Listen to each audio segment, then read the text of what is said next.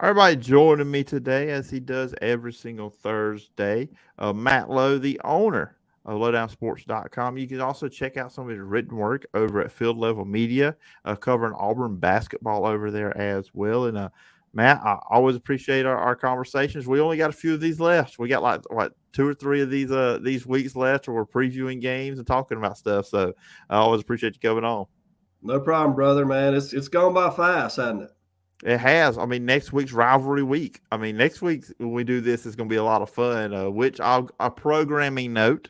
Me and Matt talked about this last week. We will be recording that next Tuesday, so it will be coming to you on Wednesday next week because of the week of Thanksgiving. But this is not a sexy weekend, though, Matt. Especially when it comes to the SEC, this is not the weekend you look forward to when the season comes out. The schedule comes out for the season, I should say.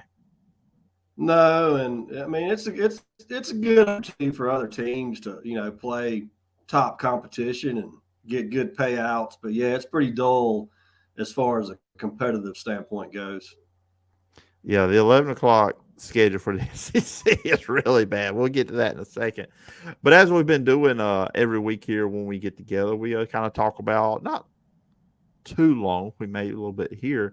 The latest college football playoff rankings. And if you're watching on YouTube, of course, I'm putting them up there. No surprise with the top five: Georgia, Ohio State, Michigan, TCU, and Tennessee are there. Then you've got LSU at 6, USC is 7, Alabama jumps to 8, Clemson jumps to 9, and Utah is at 10. Does anything with those rankings jump out to you, Matt? Not really. I mean, I think they pretty much got it on target, and it's going to play out like we've talked about. It's going to play out like it's supposed to. I mean, I think Tennessee's in good position to get in because I potentially the Big 12, it's going to kind of cannibalize itself a little bit, kind of like the SEC does. But I was really impressed with TCU last weekend. I did not expect them to go in there and beat Texas like they did. They pretty much dominated that game. Yeah, I was expecting that to be a shootout.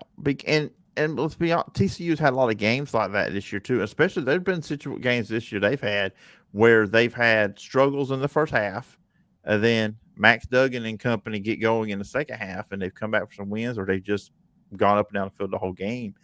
A 17-10, that's really impressive because Texas has got some good guys on offense. I know Quinn Ewers, he has his struggles at times, but is a freshman, his first year playing. But that was to me, it wasn't that TCU won. It was kind of surprising how they won the 17-10 score. Very impressive though, show they can play that kind of game. Yeah, and knowing that Gary Patterson is on Texas's staff and how familiar he was with the TCU personnel, it just really surprised me. And I'm gonna say this: Sonny Dykes might be a really, really hot commodity, and that might be a guy that's going under the radar that nobody's talking about as far as a big time coaching job. And TCU's, I mean, that's a good school. They've been, like they're good under Patterson for a while. They made it, almost made it to the national championship game a couple of times. So I just think people might want to keep an eye on Sonny Dykes popping up in some of these big gigs. Yeah, and, they're set up pretty good these next 2 games. They have Baylor this Saturday, and Baylor's a 6-4 team, obviously not what they expected to be this year. Then you play Iowa State, and right now the second place team in the Big 12 is Kansas State, who's got West Virginia and Kansas. I think those are teams that Kansas State should feel like they should beat. So you're maybe looking at a TCU Kansas State matchup in the Big 12, which would really be a game. But yeah, for TCU, their schedule does really set them up nicely to win, especially win these next 2 and then be in a situation to Big 12 championship game to have the undefeated season and get into the playoff. Yeah, I mean, and if they play defense like they did last weekend, they'll be fine. I mean, that's the thing. And Iowa State, they got a good defense, so that'll be an interesting matchup. Baylor, they just got boat race last weekend, so I don't see Baylor beating them. But one thing to always remember when these teams are competing for championships, especially the big prize, is the pressure. It starts mounting, and you start seeing your name pop up there in the top 5 or 6 playoff rankings. I mean, that pressure starts building because I mean that's ultimately everybody's goal is to make the playoffs. So don't think for a minute that doesn't come into play with some of these teams. And and something too, this ties into the SEC. Okay, so you've got Ohio State 2, Michigan 3. Well, we know those two teams are playing each other next week. Tennessee's sitting good too because they just come off the Missouri win. They've got South Carolina this week, and then they've got Vanderbilt to close. That, unless something absolutely crazy happens, they're an 11-1 team. I put their resume up against the Ohio State Michigan loser if that's a close game, because I think there will be some people in the media that will try to push one of those two if it's a close game to still get into the playoff. I think Tennessee's got the better resume than both of them. So I think that's interesting for Tennessee, how they're really set up in this thing now to get in, even if they are not, even though they're not going to be playing in the SEC championship game. I totally agree with you. And, Michigan playing Colorado State and Hawaii and people like that early on, that's not going to help them. I mean, Tennessee did go on the road and play a pretty good Pitt team. That was when Pitt was pretty healthy, and they got some talent on that roster. Pittsburgh does. So I think it'll definitely help. And, it's funny. Tennessee, when they lost to Georgia, and that wasn't a bad loss for Tennessee. And it's funny, and I thought about this the other day, is that 70-yard punt? Remember that? That was a big play in that game. That was a big momentum play. Huge, because it pinned them inside the one, and then the next play, they get the strip sack fumble, and that was or the next two plays. But yeah, that was a huge play in the game, and that was just something that was kind of random too. So will that happen again if those two teams meet down the road? I doubt it. But Tennessee right now, they're in really, really good position, and I do think a loss at Georgia is more respectable than, per se, let's go Ohio State losing to Michigan or Michigan losing to Ohio State. Yeah, and you kind of look at the Pac-12. USC's kind of their only option, but they're at 7. So kind of like in the next few, can they get? I don't know if they can jump up over on these teams, because because you say, okay, maybe if LSU upset Georgia, well, that puts LSU in. If that's a close game, Georgia's still going. So it kind of just feels like, in a way, we kind of know where we stand with this whole thing. But it's going to be interesting, like you said, the pressure. How do certain teams handle the pressure in this moment? Because we've seen before, especially on the last week of the regular season, teams that we just thought were going to be in. This goes back to the BCS era, and then they get upset by somebody either on rivalry weekend or a conference championship weekend, and then somebody new is able to jump in. Yeah, and let's just say USC, they went out. They're going to beating UCLA will be a boost for them, and if they play, Oregon or Utah in the championship game, that would be another boost. So they could get in. And where do you say Utah was right now? Number 10. They're 10, and of course they play number 12 Oregon this Saturday. Yeah, so that could boost their stock. So yeah, there's still some things to play out in the Pac-12, and a 1-point loss at Utah is not a bad loss at all for USC. You know what helps them? If they play Utah in the Pac-12 championship game and then they beat them, and if they beat them by a touchdown or two, then it's kind of, in a way, you can say it doesn't actually cancel it out, but you beat the team. You got a rematch with a team that beat you early in the year, so you can say you beat every team that you played this season, and that helps your resume. Yeah, and I think beating Oregon would help them too. Just because Oregon had that loss to Georgia. So yeah, the Pac-12 actually is in decent shape if they can, somebody can win out and take control of that conference.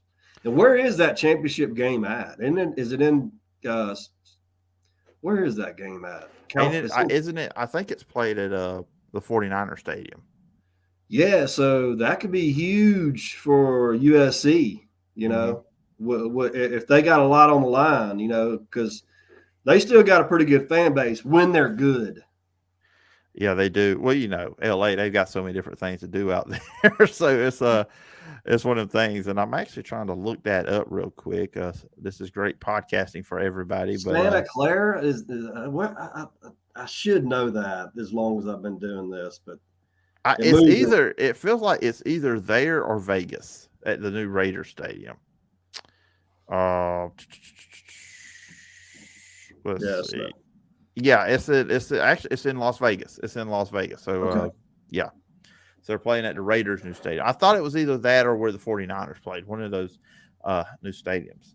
I tell you what, too, a team, they're not in the top 10 that's been impressive to me this year is North Carolina. They're sitting at 13 right now, and it's kind of funny. The two best teams in the ACC both have one loss, and it's both to Notre Dame. So, but I put this on my Twitter account, man. I think North Carolina's going to beat Clemson when they play in a few weeks. Drake May is a dude at quarterback. I think he should be getting taught more in the Heisman race. But their only losses to Notre Dame. Their defense is suspect, but offensively they're really good. But that's been a team I've been impressed by. And obviously, both of these teams are probably hating themselves right now because they both lost to Notre Dame. Yeah, I mean, North Carolina, they can score. I mean, and they're a young team. Mac Brown has done a good job building that program back up, and they're just not good defensively. Mm-hmm. And that's their problem. And so if Clemson and North Carolina meet, I'd have to give the edge to Clemson there just because of their defense. Yeah, absolutely. So, do you think Notre Dame's going to pull a Central Florida here and just claim the ACC championship since they beat both teams in there? They are like a halfway member of the conference, anyways. In football, they're a full time conference and member and all the stuff. But just a little. So hey, Yeah, we beat both of y'all, so give us that championship. the lost the home, North Carolina, I think, lost that game at home to Notre Dame too, which is I think that's where they played. But yeah, so yeah, that's an interesting point. I mean, you make right there, but I just can't get out of my head that Notre Dame lost to Marshall. When the season started, when App State and North Carolina played each other, and what was it? App State scored like 40 points or something. There was like 40 combined points in the fourth quarter or some crazy number. I never would have thought North Carolina would have been in this position, though. Just one loss. They've got 2 games left. ACC championship possibility. It's just wild how the ebbs and flows of the season does go. Well, and it goes to show too that it's not how you start; it's how you finish. Mm-hmm. I mean, and because first games 1 and 2, there's a lot of things that can go wrong if you're replacing a lot of personnel. You got to learn about new guys, and a good coach will always figure out where his team needs work or where they're okay at. So, like I said, it's kind of like Brian Kelly with LSU right now. They should only have 1 loss. I mean, basically, but they're really playing well right now and they're peaking. Well, it helps having Harold Perkins on your defense. We've talked about him too. I mean, what they do with him as far as pass rushing goes, I mean, yeah, that dude is a stud. Did you see the Brian Kelly comment about that? Because Harold Perkins played with the flu in that game, and he said you're playing like MJ, and Harold Perkins said, "Who's MJ?" I felt really old at that moment when I heard that, and Brian Kelly said as much too. Yeah, and that just goes to show. I mean, these younger kids, they don't know a lot about what guys me and you grew up watching. So the past is the past to some of these people, but yeah, I mean he's and they got Ojulari too. That's pretty good. 2 really good football players coming off the edge for LSU. So looking at just some of the SEC games, we're not going to go all of them because, like we said, these matchups, like this, 3 of the 11 o'clock games are Austin Peay at Alabama, East Tennessee State at Mississippi State, and UMass at Texas A&M. Well, Texas A&M will get their 4th win of the year, hopefully, in that matchup. But any of those 3 games, anything jump out to you, worthy of discussion over those 3 games? No. To be honest, not really. I mean, Jimbo Fisher, man, golly, that's just woo. I don't know. I mean, they're just in disarray.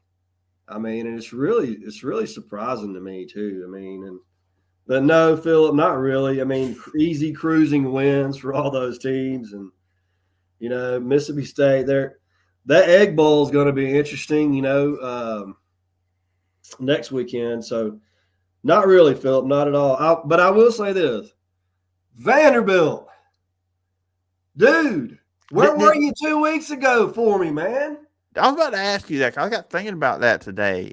Did you pick Vanderbilt last week? I didn't last week, but I did the week before. That's right. That's I right. thought they were going to get South Carolina. I just had a feeling they were going to get somebody this year. I mean, I just did. And Mike Wright, they put him in and let him play quarterback, and he made some big runs for him. That's a bad loss for Kentucky, though. Woo, It is. We're about to bad get we'll loss. get into the Wildcats in a second. Yeah. And I'm glad you brought Vanderbilt up because at 11 o'clock, Florida is playing at Vanderbilt. 11 o'clock, SEC Network. Florida's a 14-point favorite in this one. 57.5 points is the over-under. Florida has now won 2 in a row. Very good offensive showing against South Carolina this past week. Like I said, they're 6-4. They got bowl eligible. I expect Florida to win this game, but let's see what Vanderbilt's got. This is going to be a team that's going to have a lot of confidence now coming into this matchup with the Gators, knowing they got that win over Kentucky last week. And like we've been saying this all season too, Matt, is Vanderbilt is better. Clark Lee has them better than what they have been. It's still taking time getting enough talent there where they can compete with some of these teams in the SEC. I think Florida's going to have a dogfight. I think Vanderbilt's going to come in and want to prove that last week wasn't a fluke. I believe Florida wins this one. I don't think they win it by 14, though. I think Florida's going to have a battle in this one. Yeah, I mean, Florida, they look like they figured some things out on defense, and that's been their main bugaboo all year long is their defense. I mean, and Anthony Richardson, Billy Napier's really, I think, figuring out how to use him, and their offense has really kind of taken off the last couple of weeks. And once again, it goes back to coaching. I mean, it's not how you start, it's how you finish. And sometimes it just takes a little while to figure things out, figure who can execute things for you and who can't. So I think Florida has done a nice job in that area of getting better, and we'll see how they finish. I mean, right now they're a team that I wouldn't want to play. I tell you that. Yeah, and get to 7-4, and then the Florida State game. While it's not where it once was in the '90s, where this is not a championship conference or national, that's going to be an interesting game next week, which is going to be played the day after Thanksgiving. With Florida State playing better, they're sitting at 7-3 now. Then you got Florida at 6-4. I think that's going to be a fun one next week. Yeah, it should be a high scoring game too. Battle two good quarterbacks. Jordan Travis there at FSU is doing a really good job. So yeah, man, it could be a good one. But as far as Vanderbilt, who would have thought Auburn and Vanderbilt would have the same records, at this point of the season? But I mean, being 4-6 for Vanderbilt, that's not a bad record, and so they are getting better. And I mean, it's just the thing about Vandy, it's just so hard to get into that school with football players, and that's an issue. So you got to find 25 really, really bright kids. And not saying that you can't do that, but finding bright kids that are really talented can be tricky. Yeah, it is. I mean, it was amazing what Shaw did at Stanford for so long, because they're hit with that same thing, and what Jim Harbaugh did before him. That's another one of those schools. Northwestern, that's another one that's always in that same boat. They found ways. I mean, I know Northwestern has not been as good this year or even last year as they've been, but still there were some consistent years there at Northwestern where they were a solid Big Ten team that would occasionally compete for a shot to get to the Big Ten championship game. So you see those schools there, and while I know those schools are not playing in the SEC, it can be done, and Clark Lee's got them headed in that right direction. Yeah, and I think too. I mean, look, I played with a lot of football players when I was younger that were really smart guys. I don't take that approach to where everybody that plays football is dumb, because that's not the case. I mean, I think the thing with Vanderbilt is, I've always said this, when you're at a school kind of like that, or at a school that's been kind of down, you need to play a certain style that attracts players, whether that's a wide open throwing the football type of deal, or a really a unique defense or something like that. I just think you need to have a style that you can sell players to and show them how they're going to succeed. Yeah, absolutely. So we'll see. We'll see how that goes against the Gators on Saturday. You talked about Kentucky. That is the 2:30 game. They are hosting number 1 Georgia. on CBS. Georgia, they are a 22.5-point favorite in this one. The over-under is 49, and Kentucky's struggling. They started 4-0 this year. They've lost 4 of the last 6. In those 6 games, they have not hit 30 points. They struggle scoring points. I mean, and they shouldn't. You look at who they have as skill position players. You got Will Levis at quarterback. You got Chris Rodriguez at running back. They've got some solid receivers, but they struggle. I mean, they struggle against Vanderbilt. They struggled a week before against Missouri. There's been other games where we've seen this offense just struggle. I don't see them scoring points against Georgia. It's going to be tough. I mean, I think Georgia can probably go up 14-0, 17-0, and then just sit on the ball in this one. Yeah, I mean, I don't. Kentucky's problem is this offensive line. Yeah, it is. And their defensive line isn't as strong as it normally has been. The big old nose guard, he's a true freshman. He plays a lot for. I can't think of his name right now. He's about 6'6", 300-something pounds. He's been playing well, but it's hard to win when you got a true freshman starting a defensive line.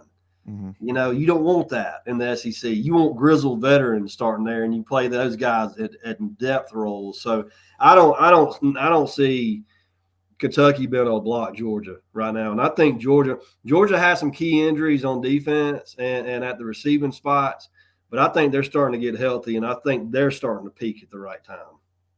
Yeah, so it seems like I would say an easy game for Georgia, but like it's just an overmatch and Kentucky to me they're one of the biggest disappointments. I mean, if you were to ask which team's the most disappointing in the SEC, it's going to be Texas A&M. And I mean, obviously that's the obvious answer. I think Kentucky's right up there because you look at this team, Will Levis with all the the hype of coming into the year, being a guy that was looked at as a potential first round draft pick at quarterback. The offensive line has been you're right. That's been the weakness for this team. The big blue wall just has not been there for them. But I think this Kentucky team, they're one of the more disappointing. I thought this could be a 9 or 10 win team coming in, and they're 6-4 right now. 6-5, you lose here. It's not a gimme. You beat Louisville. I mean, this team could be 6-6. Yeah, and that would be a disappointment. I mean, considering their expectations. I mean, this was supposed to be one of the games of the year in the SEC before the season began. Mm-hmm. And it's just not worked out that way. And, Mark Stoops, his name's been floated around on a couple of big jobs. And so we'll see what happens there. I just think it was kind of a rebuild mode for Kentucky this season. But, I mean, it goes back to, Phillip, you got to be able to block.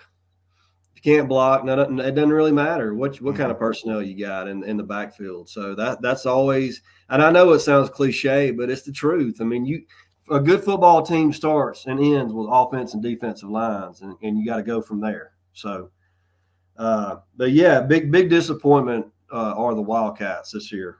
You talked about big jobs. Western. Now, this is one of those games, but I actually think this could be close. We'll see how the atmosphere is with this one. Western Kentucky, a 7-4 team that will be playing at Auburn. There's 4-6 going off that win against Texas A&M, that 13-10 win over A&M. 3 o'clock SEC Network. Auburn's only a 5.5-point favorite in this one. The over/under is 52 points. Western Kentucky leads college football in forced turnovers, defensive touchdowns with 6, and interceptions with 17.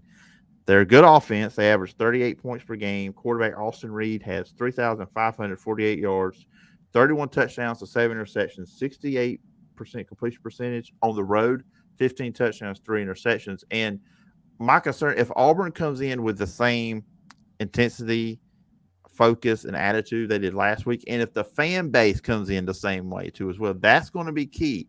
They came out the way they did against A&M. Will they come out the same way against Western Kentucky? I think Auburn should win this one, but also look at Western Kentucky. This could be a tough game for Auburn if those things don't happen. Yeah, and you did your homework there on the stats because I actually wrote the preview for this football game for Field Level Media, and it's going to be on CBS Sports' and the CBS Sports app, so you can check that out there. Austin Reed, I think he's only like 90 yards off the nation's leading passer, Michael Penix, for the in passing yards. He's got 3,548 passing yards and 31 touchdowns. I think this is a dangerous game for Auburn. But I think Western Kentucky has had trouble stopping the run, and that's what Auburn's doing really well right now, and they're not really throwing the ball. So Robbie Ashford, if they do throw the ball, he's going to need to avoid mistakes, Mm-hmm. and what an atmosphere it was last weekend. What a win that was. What an emotional time that was for Carnell Williams. I thought that was great. I mean, it's amazing to me how much better the team looks. They're running the ball. I'm seeing different plays. The effort is there. It's just good to see. And it's good to see a guy like Carnell who has put his heart and soul into Auburn. It's good to see him have success. And I don't know where all this leads. If he wins, Saturday and then upsets Alabama, I mean, does he, get put himself in position to be, the coach? I don't know. I mean, I don't know where Auburn goes there. I do think, from a PR standpoint, if he does win a couple of games, well, it's interesting to me how Auburn is going to play this out as far as will he be the coach, will he stay on the staff or not? I mean, so because I definitely think the guy's made a case for being the head coach. But opposites attract here. Western Kentucky throws it around a lot. Auburn's running it a lot, so something will have to give. But I do think it's going to be a tough game for Auburn to win just because of Western Kentucky's ability to throw the ball. Yeah, Tank and Jarquez Hunter both had 121 yards apiece against Texas A&M last week. And what's got me with Auburn that's interesting, the defense has gotten so much better the last 2 weeks because, I mean, they were really good against Mississippi State in the second half. And then Connor Wegman never had any time last week. He had 13 straight incompletions at 1.2. A lot of that, I think, was crowd and pressure. But what's crazy about it, on offense, you look at it, Eric Keesall was let go and Brian Harsin was let go. The offensive staff got shuffled around. The defensive staff is pretty much the same with Jeff Schmedding. I'm not trying to start be a conspiracy theorist or anything. I wonder if Brian Harsin was meddling into the defense with Jeff Schmedding because the defense looks completely different since Brian Harsin's no longer there. I totally agree. And, you're seeing different players too. Yeah. Play. Yeah. And that was the one issue I had with Auburn and Harsin is like, dude, you're doing the same thing over and over each week. Try something different. Even at the kicker position, you see the Bengals. What's his name? The kid that he was the number one kicker in the signing class. He's the brother of the Bengals kicker who basically helped the Bengals get to the Super Bowl last year. McPherson, is that his name? No? Yeah, that's it. Yeah, that's McPherson. It. Okay. Carnell tried like a 53-yard field goal with him, and dude, it would have been good from 65. And as the struggles that Anders Carlson had this year, of course, I think he's out for the year now. Mm-hmm. I was like, why didn't you put him in or try him out? I mean, that's the thing with me is like, dude, if you're losing ball games, put other people in the game. Give some other people chances. I mean, and that's what I'm seeing. And I'm going to tell you, man, this Auburn coaching staff, the last couple of weeks has done a remarkable job, in my opinion. I mean, like I said, the offensive line is blocking well. They're trapping. They're pulling.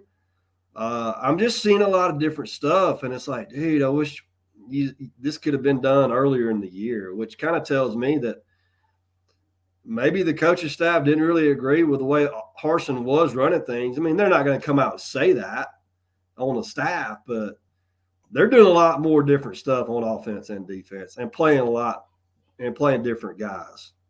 Yeah, they are. Moving on. Okay, so we probably won't stay long on this one. South Carolina got shot against Tennessee. It's in South Carolina. That's about the only good thing going for South Carolina here. I don't think they do. I think this is going to be another game where Tennessee probably could put up 50 or 60. Maybe they won't get accused of running up the score like they did last week against Missouri. But I'll pray for you, South Carolina. Yeah, I agree with you. I think Tennessee's going to be too much. And look, this thing about running up the score, hey man, stop it. Stop me. Exactly. I always felt the same way. I'm competing for a national championship. I'm in the running. I'm going to score. I don't care what you say. That's not my problem. That's your problem. So Tennessee, everybody right now that's in the running for the national championship and get into the playoff, they're going to score points, and that's just the way it is. Heck, I even heard Bruce Pearl last night after the game. He said something to the effect. I know this is basketball, but he said something to the effect where last year he felt like they kind of pulled back on some games. He goes, this year we ain't doing it. We're playing to the buzzer. And you have to do that because the minute here's the thing, the minute you take your foot off the gas is the minute you open the door for somebody to come in there and come back and win. So I have never been a fan of pulling off the gas. You keep the pedal down, and it's up to the other team to stop you. Now there's a difference though when you're like winning 55-7 and there's 4 minutes to go in the fourth quarter. You don't want to score on that. I mean, there's a time where you do pull up, but not right now. I mean, not at this point in the season. No, absolutely. And I don't like that. And it's not like they had Hendon Hooker still out there at the time. They went with the second and the third string unit. I mean, if you can't stop another team's backups, I mean, that's just kind of, to me, that's not just on you. The other team, you just need to be able to stop it. The other SEC conference game, I think that's probably the best one. We'll see who plays the quarterback for Arkansas. But number 14, Ole Miss, are coming off the loss. They will be at Arkansas, who's 5-5 on the year. We'll see if KJ Jefferson plays. Ole Miss, they're only a 2.5-point favorite in this one. So that kind of makes me think they know something that KJ is probably going to be playing in this game. The over-under is 64 on it, 6:30 kickoff over the SEC Network. And I kind of wonder, I didn't talk about this when we were talking about Auburn, but I'll bring it up now. There's nothing concrete confirmed by any reporters, but there is some internet speculation, true or not, who knows, that Lane Kiffin has already been offered the Auburn job. And then that could be in the works. Who knows? You just don't know these things. That's just internet speculation. I'm going to leave it at that. I just wonder, will that leak into the Ole Miss locker room and cause some – will they have – one, they come off the loss against Alabama, which was a tough loss, and then this is going on around too with news around your coach. I just wonder, could there be distractions, a letdown with Alabama combined? And then if Arkansas's got KJ Jefferson, I think they're capable of winning this game. I think this is a very interesting game on Saturday night between Ole Miss and Arkansas. Yeah, and they just lost out on the SEC West championship. Yep. And I'm going to say this again, and we've talked about this over and over. Lane Kiffin. And to all Auburn fans that want Lane Kiffin, I think Lane's a great coach. He's 47 years old. I think he's in the prime of his career, all right? But you have an opening drive where you drive all the way down the field. Yep. And it's 4th and 2, not 4th and an inch, 4th and 2. You've ate up about 6 minutes of clock, 12 play drive, something like that, and you pass up a field goal. I don't know what the hell these coaches are thinking anymore. In the SEC, what is the objective is to outscore the opponent, correct? Mm-hmm. So when you don't get those plays, you give all the momentum to the opponent. You could have gone up 3-0. You're at home. You got the crowd behind you. Offense comes off the field. Hey, man, we got 3. Let's get 7 next time. But it goes down to the end of the game. And then my son was watching the game with me, and I told him, I said, I'm going to tell you right now, Gaines, I was like, that's going to cost Ole Miss the game right there. You watch. And so we go towards the end of the game. Bama's up by 3, and then they make the long field goal to go up by 6 on Ole Miss's last drive. They got to score a touchdown instead of driving down the field and making a chip shot 3 to tie the game. I don't understand. And look, that's who Auburn has to beat, Alabama, and they got to beat Georgia. And when you're playing those types of teams and you're playing for an SEC West championship, take the points. Mm-hmm. I agree. I mean, he even went for it on 4th and something on his own 28-yard line against Alabama last year. Mm-hmm. I mean, I just don't understand it. I mean, it's happening in the NFL. It's happening in college football. I don't understand it. And it's the analytics guys. I mean, where the hell these guys come from? I can understand analytics, and I know I'm on a rant here, It's but the okay. analytics stuff, I saw. Give me that analytics book, and I'm gonna throw it in the stands. I just don't understand it. It blows my mind. Yeah, that's one thing I think about because me and you, I think it was the Alabama Mississippi State game. Leach did that. Me and you were texting a little bit during that game, and it's 0-0. You're going down the field. I get it if maybe if Alabama has already scored at 7-0, you're trying to keep momentum, but it's 0-0. You've got the ball first. Kick that, get that lead, get that first lead. And I know Ole Miss eventually did go up 10-0 going into the second quarter, but you could have been up 13-0. And just who knows if you go up 3-0, then you get that momentum because you actually gave some momentum to Alabama Yeah. at that moment because they stopped you. They stopped you from scoring. You took a little bit of momentum away from yourself. You go up 3-0, you've got some momentum. You can really build on that. And just who knows how the rest of the game goes with that one decision early on in the game. So I'm with you on that. I'm a big Lane Kiffin fan. I have never hid the fact that he is my favorite coach in college football. He may be my favorite coach in all of football, but he does do those things. And sometimes he did that last year against Auburn. He went for it a lot of fourth downs. I'm like, what are you doing? Kick the field goal, take the points. But he does what he does. I mean, I think it's at this point now. If you're a fan of whoever Lane Kiffin's coaching, this is just a part of what he is and what he does. Yeah, and hey, man, I like being aggressive, but I just think in the SEC when you have a good team, okay, I'm just of the belief, and I was talking to a guy that coached at UAB about this, and he was like, I was just like, if anything, when you're playing a team like Alabama, who's been the best team in college football over the past so many years, it gives your guys confidence that, hey, man, we don't have to pull gimmicks. We don't have to go for every fourth down to beat these guys. Let's just go out there and go toe to toe with them and play solid football. And get into this Arkansas game, I think Ole Miss is going to be in a dangerous spot here just because of the emotional letdown. I mean, what Mm-hmm. what are they, what are you playing for now? Really? I mean, you're playing Yeah. for a good bowl, yeah, but so I think Arkansas is going to upset them. This is a big game for Arkansas too because, and now we're not really getting into these the last two: New Mexico State, Missouri, and UAB and LSU. But Missouri should win their game this week. Go to 5-6. They're 29-point favorite. Next week, Arkansas, Missouri, the day after Thanksgiving. Missouri can beat Arkansas because we've seen Missouri hang with everybody, including except Tennessee, but including the number one team in the country, only losing 26-22. Missouri's going to be playing to get to a bowl game. So this is also a big game for Arkansas. Just get that 6 win, get to a bowl game. Because, like I said, they're sitting at 5-5 right now, and that Missouri game is. I'm not saying they won't beat Missouri, but it's going to be a tough ball game next week for them too.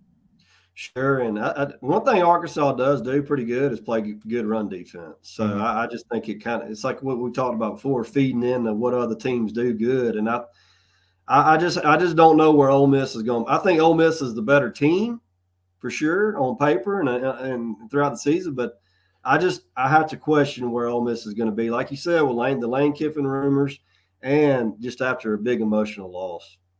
Yeah, you know what? I'm going to go with Arkansas. I think Arkansas is going to win this one. I agree with you. Like I said, now I will give you the floor of these last two. New Mexico State at Missouri, UAB at LSU. Do you have any thoughts on either one of those games? I mean, Missouri should win that easily. They're 29-point I, favorite in that one. yeah, and that's a lot, though. That's a Yeah. lot of points. I mean, I don't know about all that, but UAB, I mean, they could give LSU, they could hang around for a little bit if they get some turnovers or something like that. But I mean, I like the way LSU's playing right now. I mean, and they got a lot of momentum, and but they, still got to go on the road, for that next weekend and play Texas A&M. Of course, they get Georgia in the championship game, and it'll be interesting to see if they upset Georgia in the championship game. What does that do for them? You I talking mean, about chaos? I mean, I don't think you keep the SEC champion out. No, I don't think so either.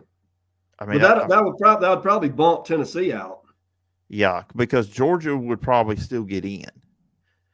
I think. Yeah, it's kind of like the scenario last year. It's like, and I don't know if you remember me talking to you last year about that Georgia Alabama game, the SEC championship.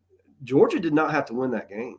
I remember that. I remember our conversation about that, and I think I remember hearing you going on Chris Gordy's show, Locked On SEC, and said the same thing. But so you were consistent on that thought that you weren't saying that Georgia threw the game, but they didn't throw everything they had at Alabama because they knew they had a mulligan in that game where they could hold back on some things because they knew if they didn't win, they were going to play Alabama again.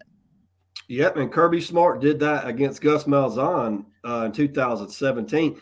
Kirby Smart is a very intelligent coach, and it's almost like in the NFL playoffs.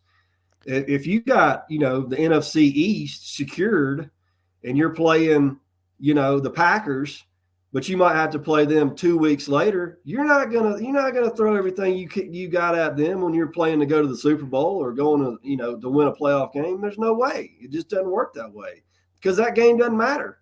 Mm-hmm. I mean, and I'm not saying that Georgia didn't try. I mean, I was never implying that. I was just saying their eyes were on the big prize that they hadn't won since 1980, and that's what they wanted, and that's what they got. Yeah, winning the national championship was more important than winning the SEC championship in that situation.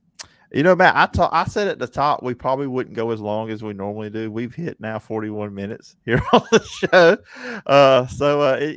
The great sport of college football, get on these topics and you go all over the place and it's fun. I think we could probably go another 40 minutes, but we're going to wrap it up at that point. But it's going to be, look, I make fun, I complain about this weekend, but something interesting is going to happen this weekend that we did not expect. That's just the way the world of college football works. But for the listener and viewers out there, as always, where can they find lowdownsports.com and what you got going on over at Field Level Media?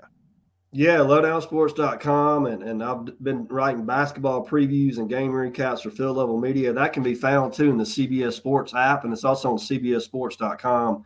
I did an Alabama basketball preview today. I did the Auburn and Western Kentucky preview today, and I'll be doing those recaps this weekend.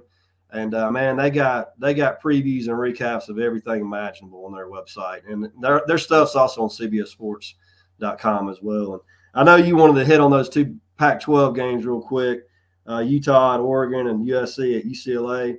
I like USC to go into I like USC to get the win there against UCLA, and I think Utah is going to go in and get Oregon. I like the way Utah is playing right now.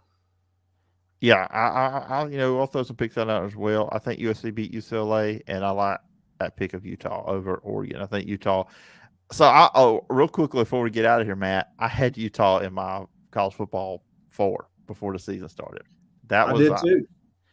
I thought they were a team. I think defensively they weren't this year what they had been in past years. I think that's where they hurt them. Cam Rising at quarterback, I think he's one of the more underrated quarterbacks in the country. That does not get talked about a lot. But I like those Utah Utes. I think they're going to beat Oregon, and so it's going to be fun. I'm looking forward to some Pac-12 after dark. I will be staying up to watch that one at 9:30 Central Time on Saturday night. But Matt, it's always fun to do this. We've got next week rivalry weekend we'll be previewing, and then the following week we'll be previewing the SEC championship game and probably the other conference championship games as well. So we only got 2 more of these for the regular season of college football, but I always appreciate you taking the time. All right, brother. Take care, man. Appreciate it.